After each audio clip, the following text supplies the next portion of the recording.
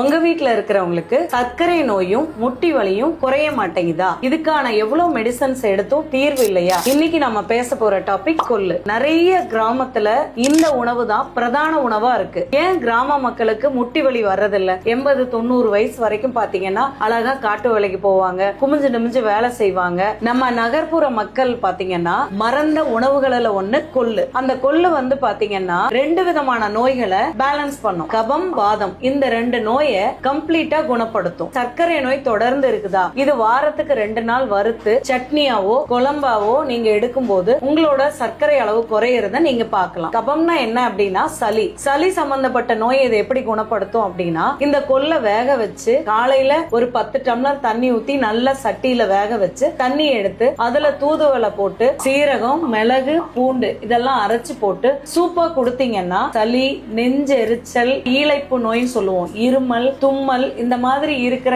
எல்லா பிரச்சனைகளுக்கும் இது நல்ல தீர்வா அமையறத நீங்க பார்க்கலாம். முட்டி வலி, முழங்கால் வலி, ஹார்ட்ல ஏதாவது ஒரு அடைப்பு, ஒரு மூச்சு திணறல், இதுக்கெல்லாம் மெயின் ரீசன் பித்தம், வாதம், கபம். இந்த சமநிலையை வச்சுதான் நம்ம நோயை அந்த காலத்துல கண்டறிஞ்சோம். நீங்க கொள்ளை யூஸ் பண்றீங்க அப்படின்னா கீழே இருக்கிற கமெண்ட்ல எஸ் ஆர் நோன்னு பதிவு பண்ணுங்க.